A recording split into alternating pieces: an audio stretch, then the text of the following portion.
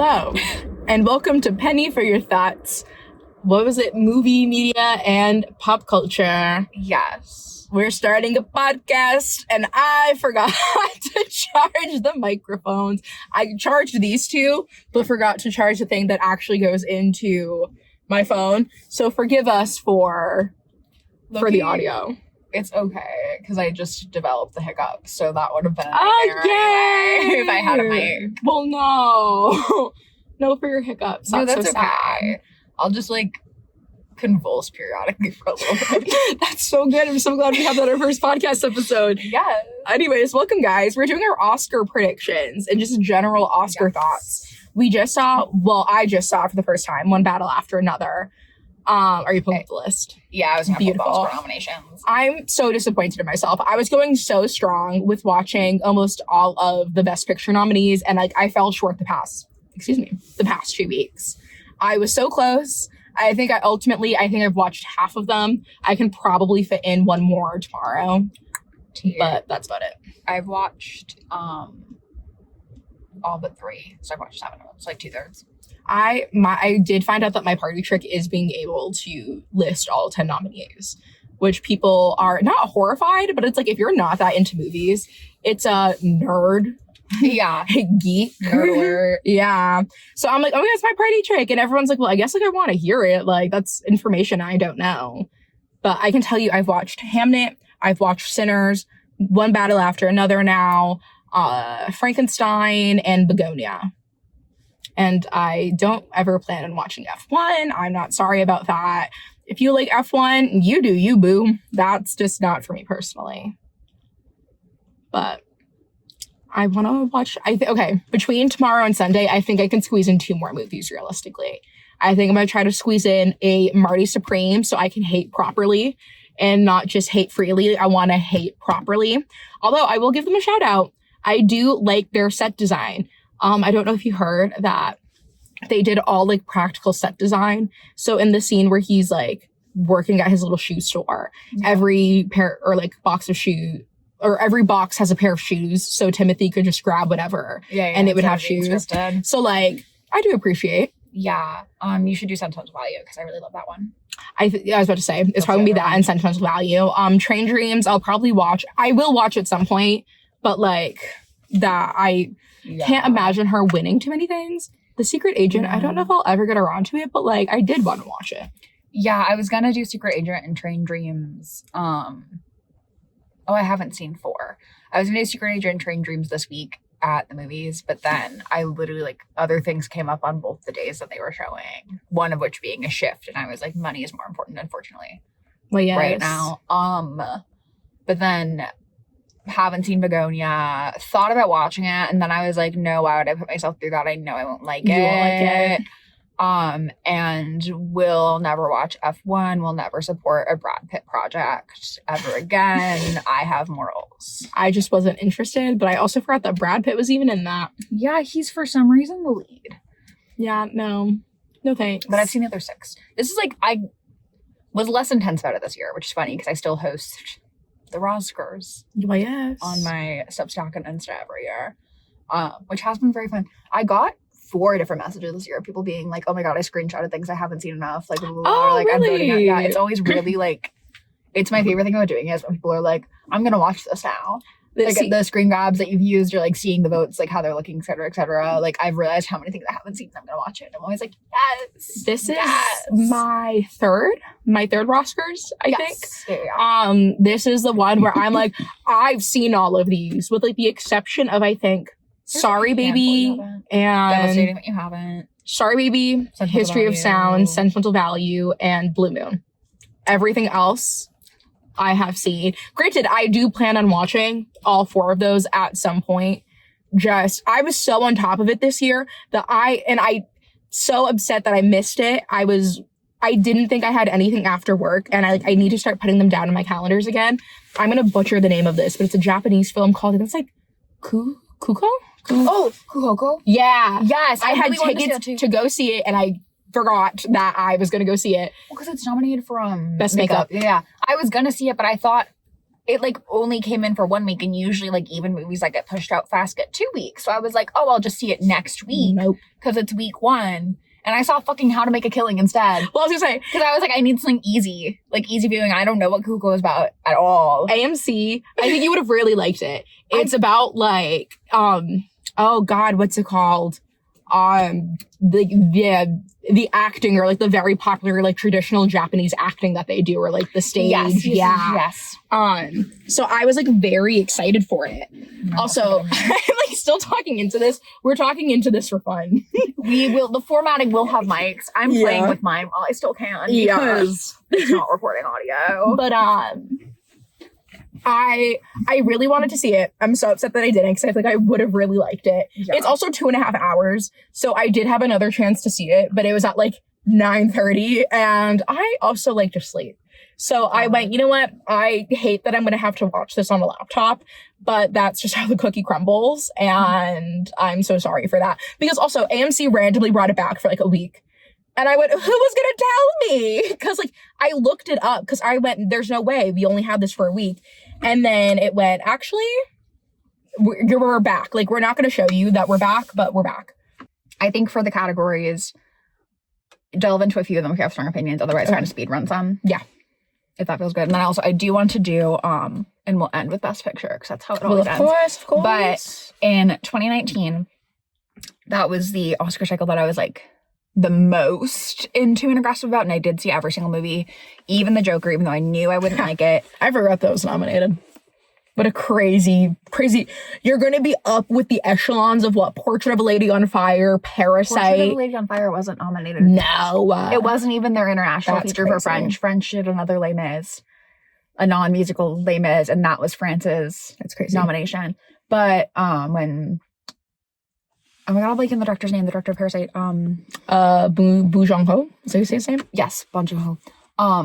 He, like, she was still invited, Celine Sciamma was still invited to the ceremony and stuff. He was, like, sharing his Oscar with her for international. Yes. Saying, like, she should have won the international. Because that was Past Lives. No, that wasn't Past Lives. Past Lives was, 2022. Yeah. What was 2019 for her?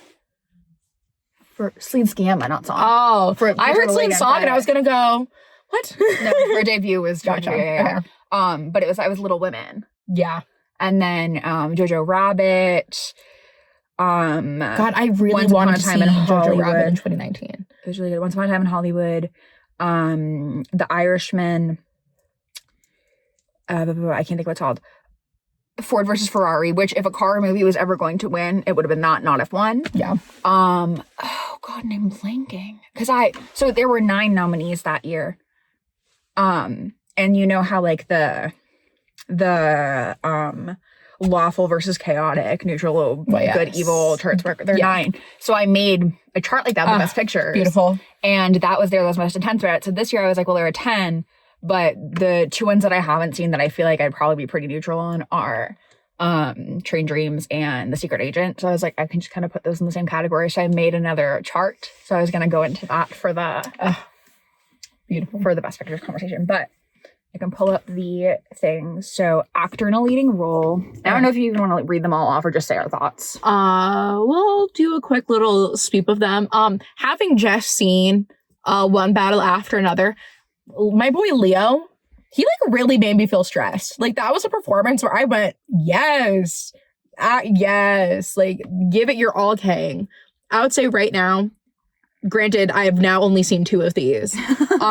Michael B. Jordan did boo him, but like his performance as Smoke and Stack, really good. Like the things that he used to get him in character, I can commend that. Like that's pretty cool. It's a really good performance. I would say like, you've heard this. Yeah, and I've been thinking about it. Me and Ethan Hawke are the only people rooting for Ethan Hawke. But I am very hardcore rooting for Ethan Hawke. His performance in Blue Moon is one of my favorite acting performances of the year, bar none, like across category. However, predictions-wise, it's been a race between Timothy Chalamet and Michael B. Jordan for a while. I do think Michael B. Jordan is going to edge Timothy out. And I'm kind of really hoping for that because I think if Timmy wins an Oscar right now, it will irreplicably damage him. Timmy can't win an Oscar for at least 10 years. It will be horrible for his psyche. It will be horrible for the world's psyche. He needs to be humbled right now. Yeah. He got into like... It's the fact that everyone agreed on that. Everyone went, yo, we have to stop this, man. Like, us as a collective after the opera thing, because everyone going, I don't even like opera like that, but you can't just shit on an art like that. It's just, I don't understand why he went method for this. He is such a good actor, and I've loved, like, literally every single other one of his performances. And I will say, he's great as Marty. But it's because he became him in his real life. And I don't find that as impressive as I do. Like, hell, I think his Wonka performance is more impressive. Marty took over him the way that Elvis took over Austin Butler. Yeah, and it's a problem. And Austin Butler just shook Elvis off. Like, recently, yeah. And It's like, gonna be a long time I'm worried about it. for Timothy. I'm really worried about it, and he cannot win. Yeah. So, no. I think it's gonna be Michael B. Jordan. I hope it is. I'll be pleasantly surprised as well if it's Leo, because I do think he did phenomenal. But like I said, I'm rooting for Ethan Hawke. Me and you, Ethan, we're in this together. There was a post that I saw. I think it was it was not from Variety. It was someone got, like, they took a bunch of, like, anonymous Oscar voters who, like, shared who, like, they voted for certain things. Mm-hmm. And it is looking like a tight race between Timothy. Looks like he's getting edged out a bit more now with Leo. He did, like, irrevocable damage with that. And why do it? If I'm Timothy's, like, PR person, I'm going, shut your mouth. They put him on an apology tour immediately. He started talking about how his mom and, like, sister did ballet, and he was, like, great respect for whatever, and I was like, brother. And, like, that's not why I'm mad at him either. I just think he's, like, really gone insane recently. He's said so many things recently that I keep sending to Chozzy going, this is your boy. It's not. I private my Timothy Chalamet hotness scale on Letterboxd. That used to be like my prized list was a ranking of how hot Timmy is, because everyone gets mad at me when I say he's hottest in Wonka, and I'm right. But it's no longer public because he has given me the ick in, like, a really crazy major way. I think my prized list is Willem Dafoe, you gem, and he wasn't in the latest Yorgos film. I was waiting. I was sitting through Begonia going, and where is he? Oh, I was going to recommend another Wes Anderson movie to you because of Willem Dafoe. Yeah. That reminded me. I was thinking about that list the other day because there was something I was going to be like, you'll love this. Yeah. That's why. I haven't held space with, so because of the Oscars, I know my list. Yeah. This was crazy to me. I just took this in and I went, huh? This is really crazy. There's a lot happening here. Also, love Delroy's performance in Sinners. But where was, oh my God, who played Sammy? What was his name? Sammy. Yeah. Oh, Sammy. Yeah. I'm so used to the soundbite of the vampire saying Sammy. Sammy. Yeah, but I was going, huh? You want the Irishman? I mean, he was fine. Miles Caton. Yes. Canton. Because I think also for the Oscars, Delroy edged him out for me. He was in my preliminaries, but I knocked him out before the actual voting. Because I do think that, it was a phenomenal fucking performance. I think that he's more elevated by the script, whereas I think Delroy is elevating his part in the script. So I'm more impressed by him. And yeah, because when I watched Sinners the second time, I loved Delroy's character. I loved, what was his name? Delta Slim. I loved Delta Slim for the first time, but the second time I went, and you know what? That is my boy Delta Slim. Delta Slim's gonna take a bullet for me, and, like, I'll never forget him. I'm gonna name my first child after Delta Slim. Like, we go way back. Strong. Okay, here's the thing. I know it's not your favorite iteration of the creature. I think Jacob gave it... It's a phenomenal performance. Yeah, I was gonna say, I think Jacob gave it his all. However, and I think Jacob was who I was originally rooting for, like, pre-me watching Sinners again. Mm-hmm. But I think after watching Sinners again, I was like, and my boy Delroy, he ate that shit up. I do also think that he's the frontrunner right now, because I haven't been paying too much attention this award cycle, because there has been nothing that I'm like... There are a lot of things that I like, but there's nothing that's been nominated this one that I love. Yeah. And there's also nothing that's been nominated this one that, like, makes me want to murder someone. Yeah. And usually most years there's something that I'm either, like, really rooting for or something that I'm really rooting against. Whereas this year it's been largely pretty neutral, so I haven't been paying as much attention. So, like, this is a new category to me. From what I can think of from, like, sound bites that I've seen, I want to say the front runner is Delroy. Okay. Him or Stellan. And I'd be literally... Anyone but upset Sean by it. Penn winning, I would be happy with. And I agree with that. I was going to say, I forgot that Sean Penn was on that list, even though I just looked at it. That's just because he's the only one that I wouldn't be pleased with. No, I do because- also think it's too early for Jacob Elordi to win an Oscar, though, and I also think that would irrevocably damage Timmy I think in a way that would still negatively impact us as a society. I honestly, the thing is I sort of want to see that. I sort of want crash out? Well, also because I'm like, you either have the biggest crash out of Timothy's life, Or it fixes him, maybe. Or I was gonna say, or we're about to get some good ass performances from Timmy because he's about to go shit, My thing is just like, or he's gonna get the Pedro Pascal surgery for materialist and get taller. he's already fucking tall. He's tall. Yeah. How tall is he? I don't know, but he looks tall. He looks short. He does not. Spiritually, yes. He looks short. Look at how tall Timmy is. I want I to say wa- like 6 feet. Oh hell no. I really want to say 6 feet. Absolutely not. I'm gonna guess 5'8". I'm guessing he's your height.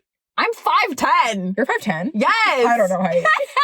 Okay, then I'm going with 5'10". I bet Timmy is your height. Like when He is 5'10". Yeah! I I know. think it's because he's skinny. I assume he's taller than me. Absolutely not. I saw that man and I went, I don't want to say short king, but you're short. And I stand by that. He's just taller than a Little Women cast.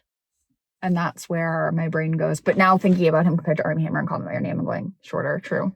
Well, see, that's so funny. I think it's also because I just watched Little Women on the big screen the other day. I know that Saoirse is pretty tall. So, or like taller. Yeah. So I was like, they're about the same height in the movie. Like Timmy, I think, has like an inch on her. But like, that's why I was like, I'm pretty sure that even though Saoirse is pretty tall, I still think Timmy's short. Actress in a leading role, it's gonna be Jessie Buckley. I would say we're both rooting for Jessie Buckley. She is like my new favorite artist. Like I'm obsessed with her work. She's also like so genuine in everything that she does. Also, her story's great. Like I don't know if I sent it to you. I don't think I did. I saw a clip of her the other day talking about how, I don't know if it was the West End, but she went to London to like perform and she had nothing, but she like did this smaller show. And there was this guy in the audience who like wasn't in the industry, but just loved theater so much because he had like done it when he was younger that he sponsored her in everything that she did. Like he like paid her rent, he paid her food just so she could focus on of old days. Yes. Guys. Sponsor us. Not the companies. A person. A person sponsor us and expect nothing but greatness in return. Give us time and space for that though. Yeah.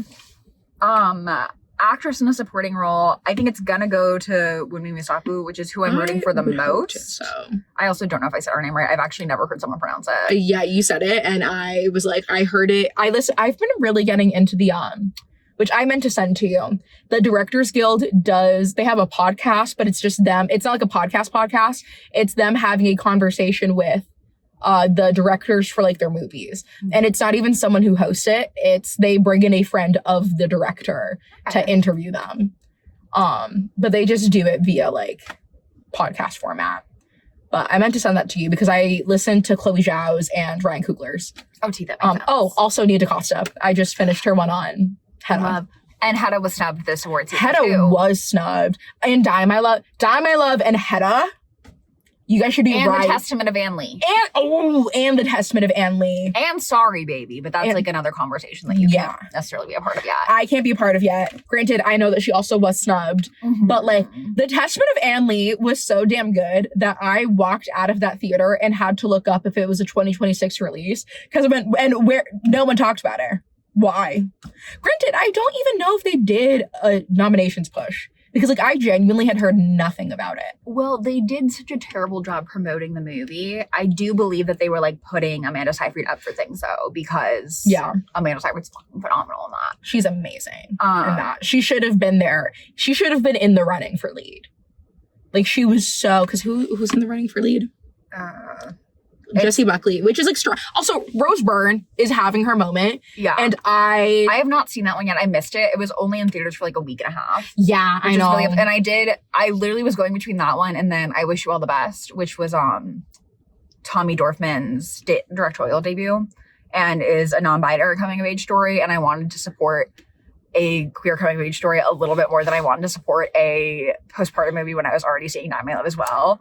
I was going, you know what? My priority right now is the indie non-binary child, I fear. Yeah. But I did want to see if I had like the you as well. I'm about to say something that's going to immediately get our podcast canceled and get us canceled. Don't worry. I'll swear about 30 times. It's not even that. I'm going to preface this. Okay. Look me in my eyes. I'm going to preface this. I'm a giant Emma Stone fan. I'm a big Emma Stone fan.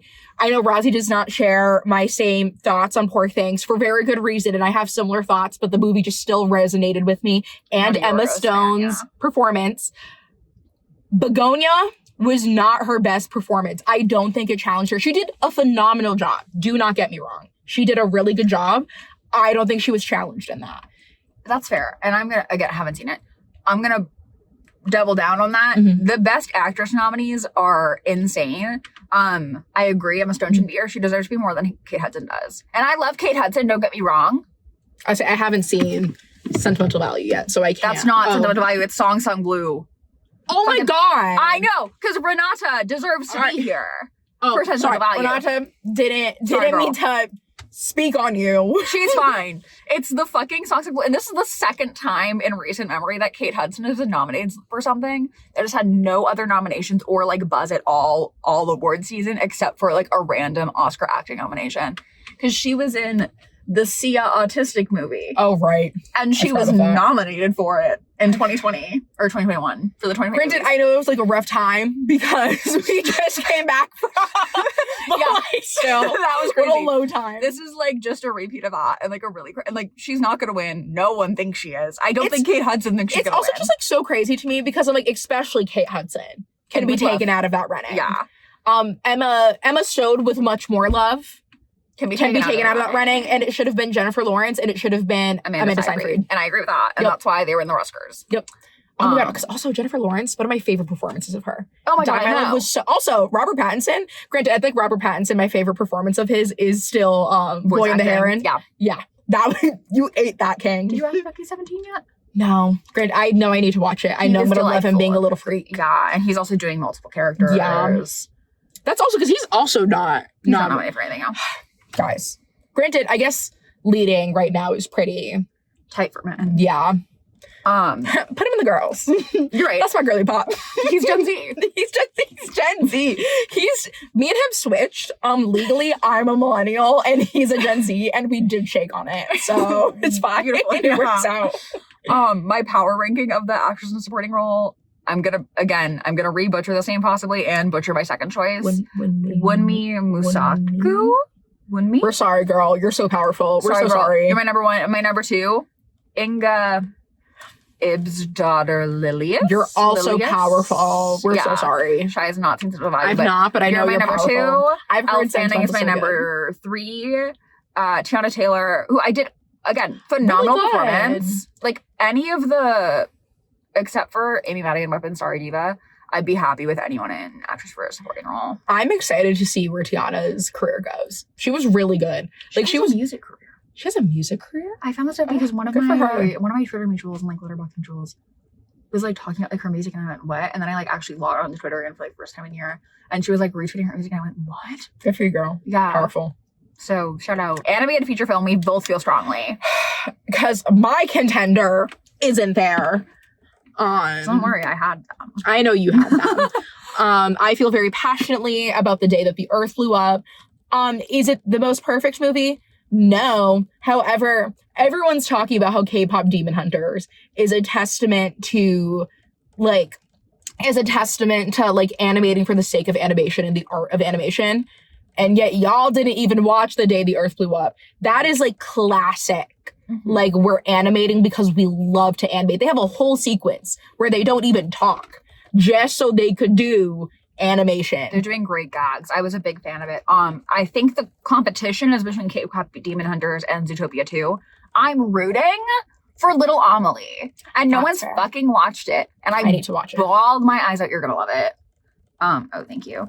Yeah, bawled my eyes out. Rented on the Letterbox rental store. Shout out Letterbox for that. I know. It's in my top 5 of the year. I need to watch Mighty Supreme because I need to hate properly. But I feel like maybe I should watch. Yeah. Because I don't have a strong contender. Because I loved Zootopia. I walked out of it. And granted, we saw it in 4D, which really enhanced. I've rewatched it in the regular. It's still really still fun hits. and delightful. Nice. Which also go watch our Chozzy video after on our little, with our little Zootopia vlog. I loved it. We should be teaching children to give stolen land back. That's really powerful. Make the bunny and the fox kiss. Give me our Zootopia. I don't think I want our Zootopia 3, but they need to kiss. And I stand by that. Quote me. Quote me too, hell. I don't care anymore. I've been trying for a really long time to like since 2016. I've been trying for a decade to like deny the fact that they're kind of like the it couple of Disney.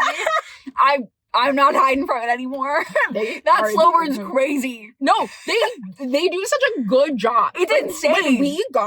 When we did Zootopia 2, I like dead ass was like, I forgot like they didn't get together. Like I forgot that like they're only friends and partners and like they didn't get together because we've lived in this abortion fic world where I'm like, you're right. They cosplayed as a couple in the first 10 minutes of the movie. It's also, I worked at Disney with characters. They're always together. There's no Judy without Nick. And like, granted, there's a lot of characters that are like that, but it's like, with them, you're like, I know what's happening. Like, I know what's up. Like, yeah, you're in love. You're in love. You're in love.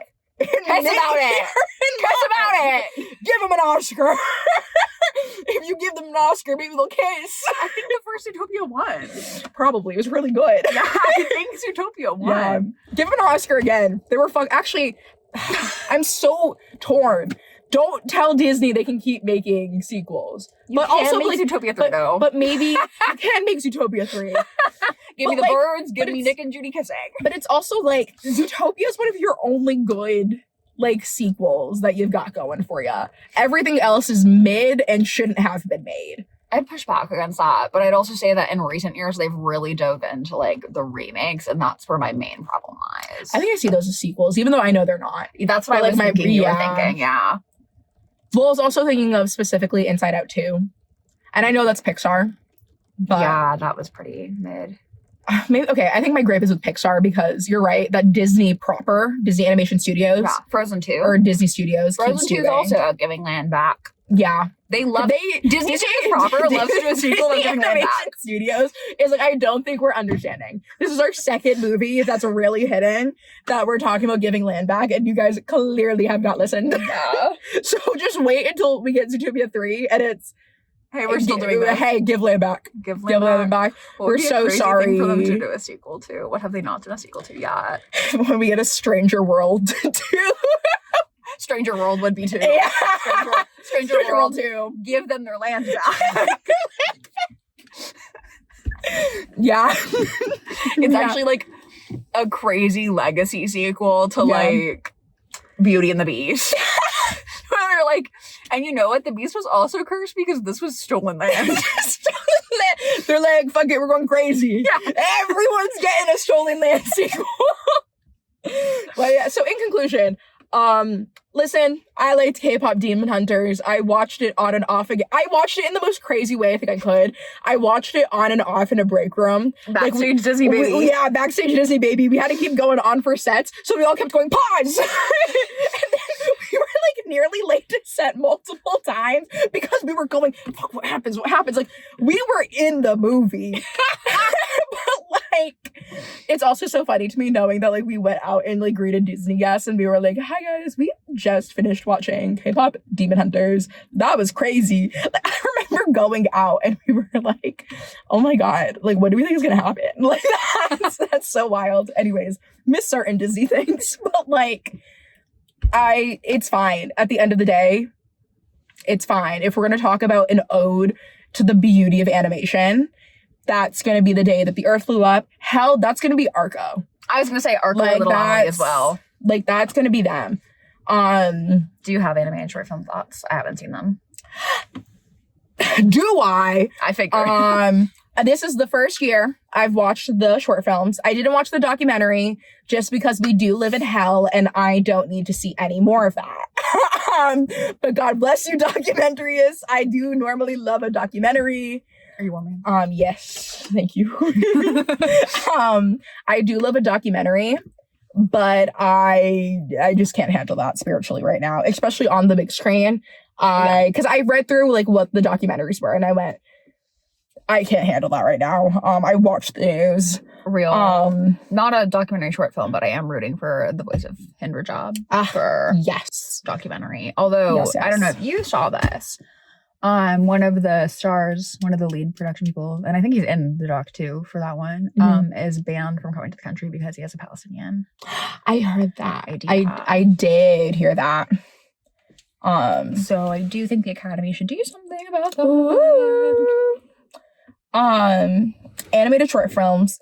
I'm not gonna lie. I thought I was gonna like the animated short films better than the live actions. And I was a little upsetty spaghettis that I had to watch the live action first because I was like, oh, I would rather like get into it with the animation. But no, I actually thought that the live actions were stronger than the animated. And I was really excited because I was like, you can get like really creative and like indie when it comes to an animated short film. The first one that opened up when I watched it in AMC was The Three Sisters. I kid you not, it looked like it was made in MS Paint. Like the only positive thing I think I can say about The Three Sisters is that you're right, anyone can animate. Isn't that the second one? Yes. Anyone can open up MS Paint and animate, you're right. And that was like the very first one that opened and I went, that's like really crazy. That one over Iru? That one over Iru? You're crazy. Anyways, I feel passionately about The Three Sisters not winning and I don't think it will. Personally, I want Butterfly to win. That is a gorgeous, gorgeous story about a Jewish black, I think it was also French, swimmer during World War II. Oh, yeah. Beautiful story. It is all hand painted. It is absolutely stunning. I cried. Gorgeous, gorgeous. It's the power of animation and just like the power of storytelling. Like that is my top runner.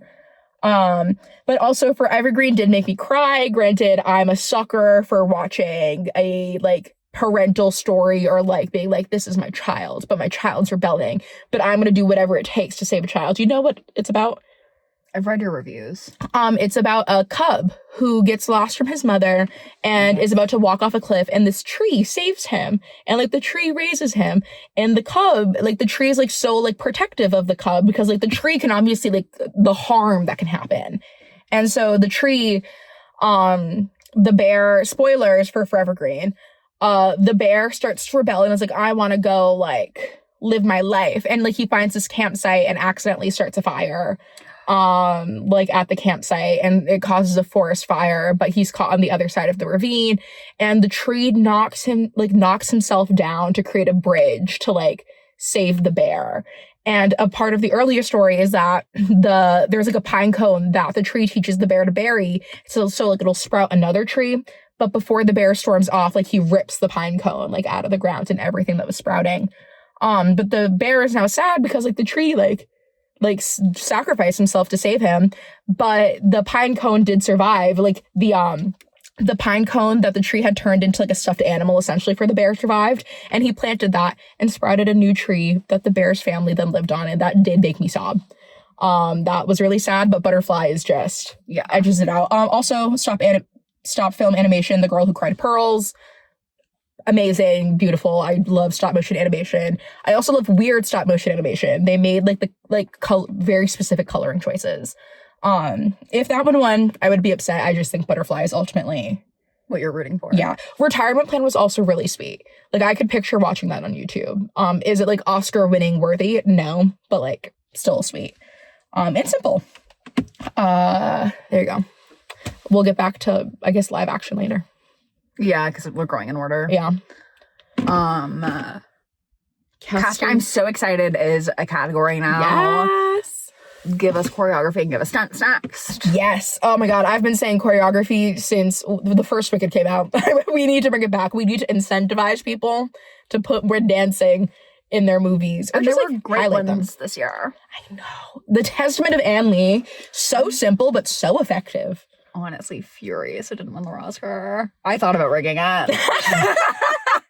was like, is that the one that Wicked won? no, I didn't nominate Wicked. Okay, you did not. Thank God. There wasn't choreography in the second one. It was Kiss of a Spider Woman, which also like really, really strong, really stunning. Kiss of a Spider Woman, The Life of Chuck had a lot of dancing and it was very cute and good, and it was Mandy Moore and everyone loves Mandy Moore. And then Sinners and The Testament of Anne Lee, and everyone voted for Sinners, and I was like, because you guys haven't seen the other three. No, that's... You guys haven't seen the other three. With the Oscars, I kept swiping up on half of them going, Rosie, I know your friends haven't even seen this. Like, y'all don't know The Testament of Anne Lee in eternity like I do. You guys don't know. What? It's going to be a lot of votes in other categories, though. I'm glad about that, but it's like, you guys don't even know the joys of Davine Randolph Joy like I do. Like, God, one of the best supporting comedy performances I've ever seen. She was so good. It's so strong. But so for casting, I think I'm good with everyone. I just like, sorry to everyone who worked on Marty Supreme. I'm just like rooting against you. I haven't seen The Secret Agent, so I can't really comment on it. Between Hamnet, One Battle After Another, and Sinners, I like don't feel strongly, mainly because I'm like, you guys are so good. Yeah. You guys did a great job. Whatever they think, I'm fine with that. You all did a really good job. Pat on the back. I have no idea who could win. I think rooting for one for casting, I'm gonna say Sinners because like the discovery and like choice to do Miles Caton. Actually, that's Caton. Really true. But also, okay. I think but then again, they also chase Infinity for One Battle After Another as like a similar. But also the Jacoby the brothers that's are really so fucking good. inspired. They're like really like they're talented and they're delightful. Everyone's so. Anyways, those three, it's fine. I love you guys. We're happy. You guys. I love I love looking for, just like scouring, looking for anyone. Looking for like the next big star. Love that. But also the brothers. My God, Very talent. Very inspired.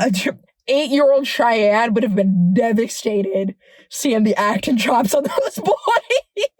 Oh my God, yeah, no. I'm devastated honestly, now. Jacoby Juke has been so snubbed this season because no one ever like wants to nominate or vote for children. But genuinely, He would have been fine. He would have best done a supporting little like, I'm so happy for this person. Granted, the thing is listen, don't worry. I love you.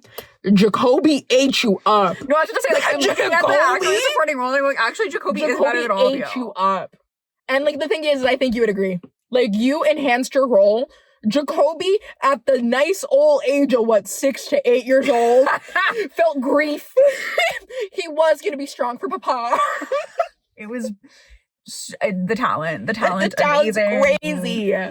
Cinematography. Oh my God. Okay. Sinners. I'm rooting Sinners. Cinematography is my big thing. I feel like you're the script writer, and whenever we judge a movie, Rosie's judging story, I'm judging. Like we're both judging everything, but like if I'll get hung up on something and knock a point off, it's usually for something writing based, whereas Shy will do it for like production based. Yeah. So that's another one where I'm like, I don't agree with our nominees.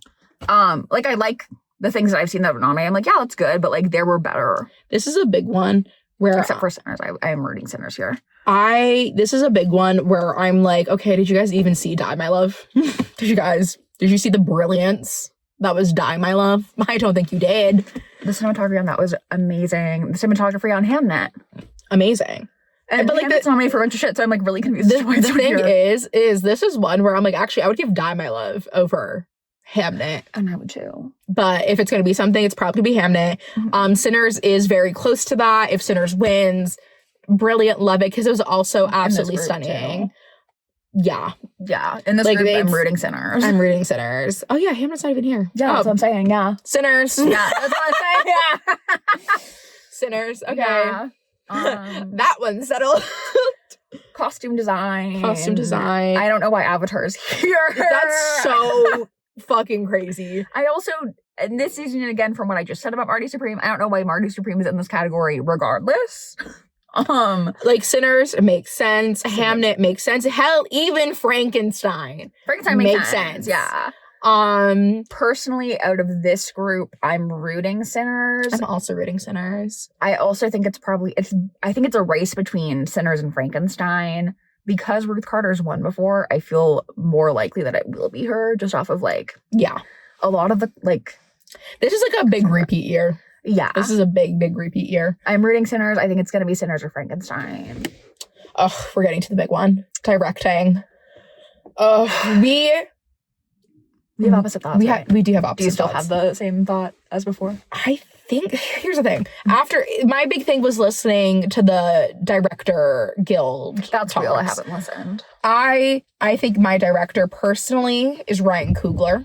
However, I do really understand what you like, the reasoning behind Chloe Zhao, because also Chloe Zhao, I mean, the work that she did on that set, every single time I learned something new about that set that she did, I'm like, God, I would love to work with her. But also, I would love to work with Ryan Coogler. Like, the amount of, it's just, they both are just so good at different things. Like, Chloe Zhao is so good at, like, bringing a set together and, like, really giving those, like, spiritualistic directions. Whereas Ryan Coogler, you can tell that there is so much care and thought into everything that he does, and I really, really admire that. Not that there isn't with Chloe Zhao.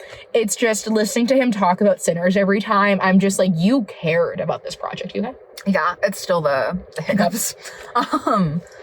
I would say I would be so happy if Ryan Coogler won as well. Like, my personal pick is Chloe Zhao, but I also think it will be Ryan Coogler, and I'm gonna be so fine with that.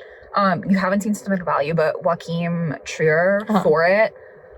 Also stunning direction. Also not at all disappointed. As much as I do love One Battle After Another and did really love the direction from Paul Thomas Anderson, I just still think this is He needed a POC in that room, I believe. Yes. I really liked One Battle After Another. Shout out my Latino community. Shout out mixed kids. That one really hit me. But it was very much giving. I'm so sorry about my community, as in like white people. Yeah. And, like, my community. Yeah. Like, yeah. It truly, like, my problem with it is also, like, you can tell it's written by a white man. Yeah. And, like, from a writing perspective, like, things could have been cleaned up and we could have had a sensitivity reader, I think. but still really strong. And, like, that's different than direction. Yeah. And it is still really strong. I just do think that, like, my power ranking is Chloe Zhao, Ryan Coogler, Joachim Trier, lower it a little bit, Paul Thomas Anderson, lower the bar into hell, Safdie. Yeah. And I actually didn't realize he was nominated for this, and I'm, like, shocked. I'm actually shocked. Second your opinion.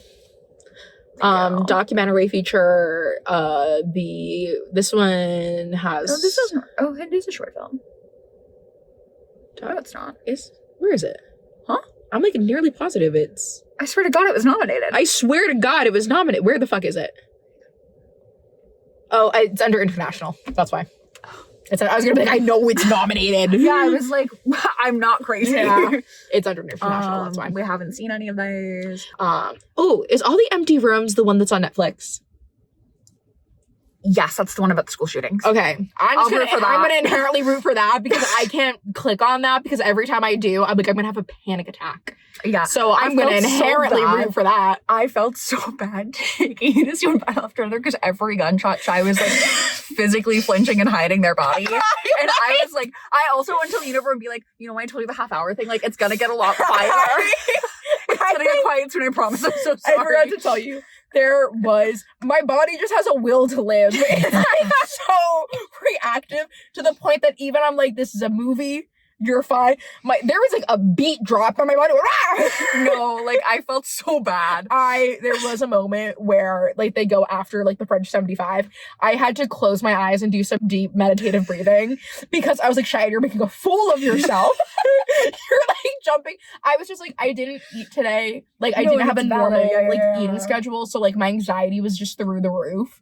And so because of that, even though I did have something to eat by that point, like my body hadn't like regulated. So literally anytime a gunshot happened, like I was literally sitting there going, it's fine. You know this is coming. And my body went, fuck. So I did fully close my eyes. And like I knew Rozzy knew the second that I turned and was like, I can't face anyone. Like I have to be able to like look down and like no, I felt so bad. I was like, I forgot to warn you about that. All of the shooting happening and me going, yeah. It just opens with a lot of guns. And like again, like because I told you this already. Yeah. After the first half hour of the movie, the next 2 hours are like a separate entity. Oh, for and sure. me leaving it I was only thinking about like the second 2 hours. So I was like, I knew it opened like this, but like I forgot how aggressive and like intense the volume and like sound is too. Yeah, I'm giving this sound design if it's nominated because I was reacting. I was there. I was part of the first 75 and being hunted down. My body acted like it was being hunted. It happens every time. I'll never forget in freshman year, we were watching something in history class, and it was about like planes during World War One, like shooter planes during World War One. Mm-hmm. And my history teacher had to pause the movie halfway through because I kept jumping and like looking away, and in the middle of the class, love her to death, Miss Gotti. She did not mean to like call me out, but she was like, Shine, are you okay? I was like, I'm sorry, I hate guns. I hate shooting sounds. My body's just like, it wants to live. So whenever like I hear it, my body goes, fuck. And that's real. Film editing, this is the only category I'm worried that F1 might take something in. Because the thing is, I'm going to have to inherently go with Sinners. Yeah. I'm going to have to inherently, but I don't want to, mainly because of that fucking jump. Why does it look like a twirling jump? Which you've seen. And sentimental value. I'm holding space with sentimental value for a film editing category. I wouldn't be mad at it. It's not my pick, though. You know what? I will give it Twin Battle. I really liked the car scenes. The shaky cam, Rosie knows I feel intensely about a shaky cam. A shaking cam in a montage, I feel intensely about. Granted, I also feel very intensely about a transition, which is why I said Sinners, which is why when we were doing the Oscars and you were like, why'd you say Sinners? I was like, because they got really good transitions. No, and that's true. Yeah, that's but true. The jump is so fuck ass. Also, why are there two random people? That's not even editing. That's from a directing standpoint, which is why also that's why Ryan's not my number one. And that's fair. For direction. Okay, we gotta go because I gotta go pee. Again? Oh, you never went in the I didn't. Girl, why? I forgot. We were walking out and I forgot. International feature film. I am rooting for The Voice of Kinder Job on principle above sentimental value. However, sentimental value will probably win, and I'm also okay with that. Live action short film. Okay. Really loved A Friend of Dorothy. Made me cry. Absolutely stunning and adorable. Love it. Jane Austen's period drama convinced me to finally read Jane Austen books. The Singers, darling. Loved it. It's about a bunch of these like burly guys who like go to this bar all the time and they have a little singing contest, and it's so fucking sweet. And it's about like trauma and it's adorable and I love it. I really want to see. My favorite. Do people exchanging saliva? So fucking good. If that doesn't win, I'm rioting in the streets. It's what it means to make a short film. I love weird. I'm obsessed with like weird French films. Yeah. And that's what it is. And it's queer and it's amazing and I love it. A Butcher Stain said a whole lot of nothing. It said absolutely nothing. They were trying to like say free Palestine and then free the hostages, but it was like I didn't know that at all from the title. Yeah, no. It's not where you think it's gonna go. But like it ultimately doesn't say much of anything. Like it says both, but like it doesn't like fully commit, I feel like, to either like I don't know, to its point. Like it could have hammered stuff home a lot more. But anyways, it's you also think someone's gonna die at some point, then they don't, because it's called Butcher Stain. That's besides the point. It irritated me. Real. Makeup and hairstyling. I really so desperately badly want to watch The Ugly Stepsister. I think I will vomit if I do so, which is so unfortunate because it's like one of the most up my alley things that could exist. However, my tummy is weak. And I want to watch it so bad, and I might someday. I just need to watch it with people who like can look. Real. And because I know that I will not be able to look, I am rooting for it intrinsically for makeup and hairstyling. However, Sinners is also strong. I think it's going to go to Frankenstein, and I'm fine with that too. I've got no skin in the game. I'm sort of fine with anyone, but the Smashing Machine. Honestly, yeah. That's the other Safdie brother. Music original score. These like also largely wouldn't have been my picks for a score, but like probably Sinners on principle, although I do really love how One Battle After Another uses really their score. I think Hamnet's strong too. Frankenstein is a pretty strong score. I don't know, Begonias. I think my order is going to be Sinners, One Battle After Another, Hamnet. Yeah, honestly, like this list backwards. Yeah. Yeah. Music original song. These are insane to These me. are crazy picks. These are insane to me. I'm going to root for I Lied to You. I'm rooting for I Lied to You, but honestly, low-key wanted to be golden just for shits and giggles. But And the performance will be fun. I'm genuinely rooting for I Lied to You. I love the soundtrack off of. The only soundtracks that I have walked away from a movie actually listening to are Sinners and The Testament of Anne Lee. Those are no Testament of Anne Lee nominated. Crazy. Also, this being the only Sinners is crazy because I understand why it would be I Lied to You over Pale Pale Moon from like a film standpoint. Why this would be the song. However, I like Pale Pale Moon better. I also like Pale Pale Moon better, but I do like I Lied to You. I'm gonna circle back to Best Picture. I don't know why it's in the middle. I don't. Production design. All incorrect, and it's actually Eternity. And that's right. It's actually Eternity. Fucking amazing production design. Actually Eternity. I actually can't fathom how good it is because the main set is so perfect and surrealist and amazing, but they also have the destinations. But also dropping down the little the outside to be like, all right, it's nighttime and you watch it drop down. Brilliant. Also how bureaucratic it feels. So good. It's so actually trick question. It's Eternity. It's Eternity. From this list, I'm gonna go Hamnet. I'm gonna go Hamnet. Sinners is simple and I do really appreciate it, but I feel like Hamnet really added to the story where I feel like it's probably also, oh my God, sentimental value isn't on there. No.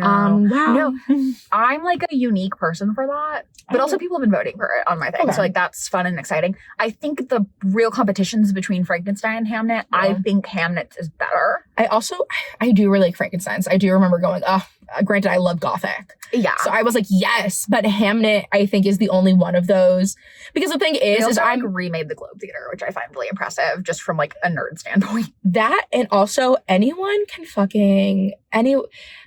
Gothic is one of those things that it's anyone's a sucker for Gothic. You make a really good Gothic set and everyone's going goo goo gaga for good reason. They're usually really stunning. Yeah. Hamnet is the only one out of that list where I was genuinely looking at the set the entire time going, how you feel about sentimental value, where I'm going, that is a character. That is a character in the movie. Also, listening to Chloe Zhao speak on Hamnet, the hole in the ground for the tree, the way that she happened across that was she had been in Ukraine and was talking to someone she knew who was not on the front lines or something, but they were talking about these holes in the ground because of the war.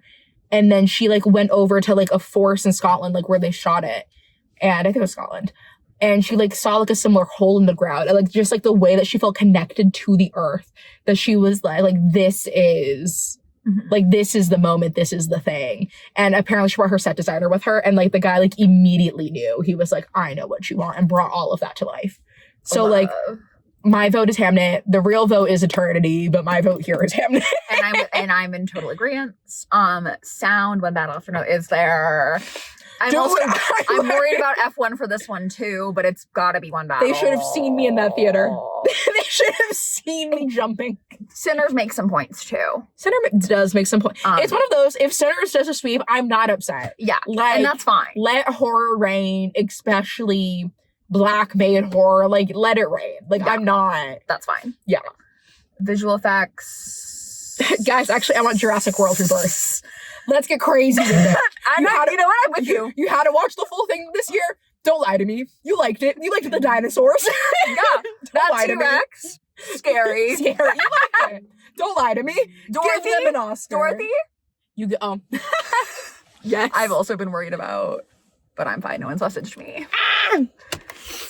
Should we pause or do you want to just go? We're almost done, I think. Yeah. Well, go.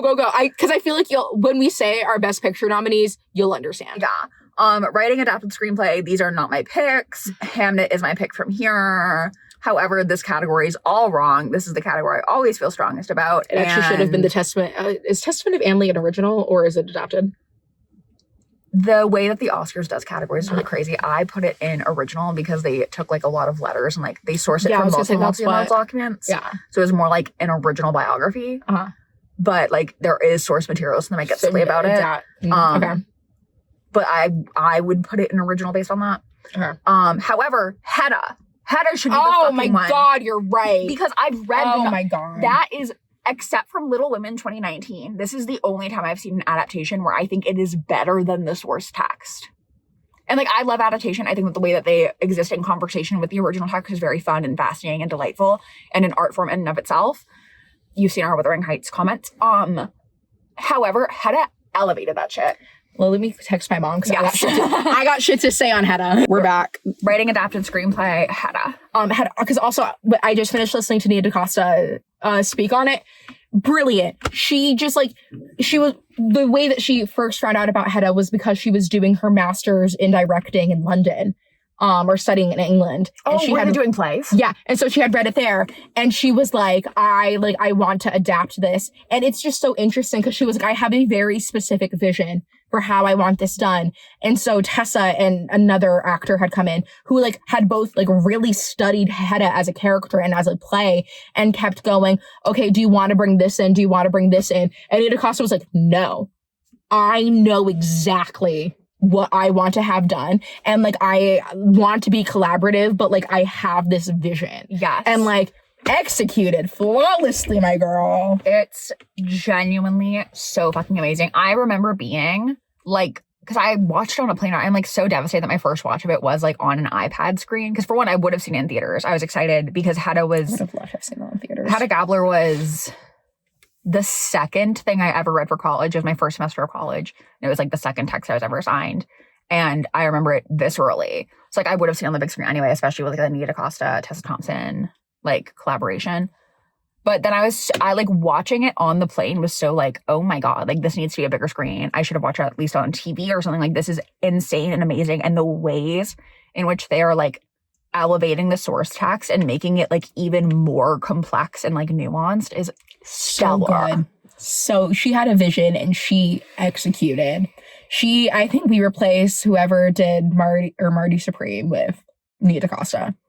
Amen. Like that was also set design and costuming. Oh, where was that? God. Anyways, so good. But out of this list, I will be rooting Hamnet. I imagine it will be Hamnet. Hamnet, One Battle After Another. I'm rooting Hamnet first and foremost. Yeah. Slay Mamas. Writing original screenplay. Oh, actually, okay. You know who I'm rooting the least for? Sorry, out of now that we look at it. Fuck Frankenstein. Fuck, that's as an adaptation. Fuck Frankenstein.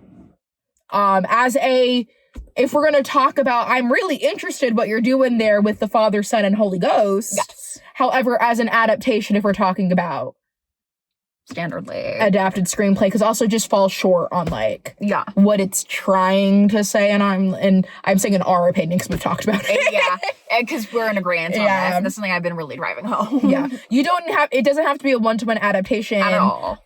That's how we feel about Wuthering Heights. Yeah, which we won't get into because it'll be another hour. Yeah, and that's a different like year of movies. We'll talk about next year. Yeah. But yeah, no, it loses a lot of nuance, but it adds like an hour and a half over the book, which I think is a little bit crazy. Yeah. And I do think it's like a poor adaptation, but a well-made movie. Yeah. But that's why I wouldn't give it a writing thing. Writing original screenplay. You know what? Blue Moon. Fuck it. I'm wearing Blue Moon, brother. It's just me and Ethan Hawke once again. But I'm in it. I'm Team Blue Moon. I'm Blue Moon Hive.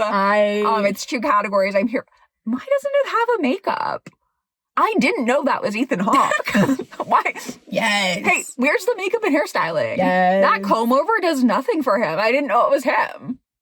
Guys. Yeah. So, logically, Sinners. Realistically, Sinners. I'm also going Sinners. I think it's really beautiful that the story was inspired by Ryan Coogler's family and just like learning more about, I think it's, was it his grandfather, his uncle? Someone who had passed in his family. And like, that's where like a lot of the story the sharecroppers, right? Yeah, well, I was gonna say just like, even like, it was the music that largely drew it. And I think that's really, really beautiful. Yeah. I'm gonna extend upon my Sinners comment a little bit more. Again, Blue Moon Hive. Me and Ethan Hawke. Blue Moon Hive. Me and Ethan Hawke wrote that. Yeah. With this, I'm gonna say sentimental value was so earnestly beautiful as well, and like such a stunning original story and a really strong script that I'm actually gonna say I want Ryan Coogler to win direction or writing. but I don't think Don't he should get sweep greedy. both. Don't get both. And like I would be okay if he swept both, but like I'm rooting for him to have one, not both, because I do think from direction Chloe Zhao was really strong, and I do think from writing Sentimental Value was really strong. Yeah. So I would like something else to also get some sort of accolade because they were so like high. I'm like, I think it's going to be a sweep from probably Sinners, which again, I'm not upset And I'm with. happy with that. Like I'm very happy about that, and I think it's very deserved. And will be celebrating. However, I want this to be a year where it's like pretty diverse throughout, like who wins what. Because I think there was a lot of the films, we're talking about 4 of them really, are like so strong and really beautiful and like deserve their accolades. And so I hope it's more diverse than what we expect it to be. With Sinner, I think ultimately Sinners should edge out everyone else. However, I think it should go, which is so funny because the thing is my best picture, drumroll, Hamnet. However, I do think Sinners should edge out Hamnet, but Hamnet should win best picture.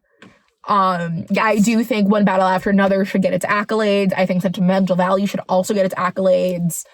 I'm rooting for Sinners for best picture, in the sense that I am rooting for Chloe Zhao for director. This is what I talked to Shai about before, where I was like, I think Sinners is like the movie of the year. I do like Zhao's direction a little bit better, but also, and this isn't part of what I was saying with the writing versus the directing, but I guess this does kind of correlate in some way where I'm like, I'm really rooting for Sinners for picture. But if one of those other two doesn't win another category, then I want them to win. Like, I want those 3 to share the big 3 for me. Yeah. However, do you want to hear my chart? Yes, we'll finish off on this. So, lawful good, Hamnet. Mm-hmm. This is also going from like how the Academy works and how the voters typically like seem to feel and how award season works. Yeah. Like, this is both my opinion and also like my observations. And just in case it wasn't clear, we're using a D&D, oh my God, what's it called? Alignment chart? Yes, alignment chart. Lawful good, Hamnet. Neutral good, Sentimental Value. Chaotic good, Sinners. Yes. Chaotic because the Academy hates horror. Yeah. Which is also why I'm really like, yes. Yeah, I really want it to be movie of the year. It is movie of the year, like from a public like opinion standpoint too, like really right and strong. Yeah. Lawful neutral, Frankenstein. Yeah. True neutral, Secret Agent and Train Dreams. I don't know that they'll win anything. No one seems opposed to them either, though. They're just kind of there this season, and I love that for them. Chaotic neutral, One Battle After Another. I think it is just like edgy and like off kilter enough that it counts as chaotic. That's fair. I think that the Academy would be more willing to do a Frankenstein, but that's still like a neutral where like I'm happy about it. Well, I think also, granted, all art is political, and we stand by that. But obviously, One Battle After Another is very pointed with how political it is and where it stands. Yes. So. Lawful Evil, Marty Supreme. Out of my 3 evil options, I think that's the one that's the most Oscar baity, which is why it's lawful. However, I'm against. I really have to go pee. Neutral Evil, Chaotic Evil F1. Why is it even there? That's chaotic as fuck, and it is evil incarnate. I am about to piss myself and hope I make it on my hour drive home, but we do have to go because I gotta go pee. Do you want me to text Parker and see if we can open the doors? If you could. I'll see. If not, it's fine. But like, I would love to go pee. I would really love to go pee. And that's the podcast. Bye. That's podcast. Bye. Subscribe.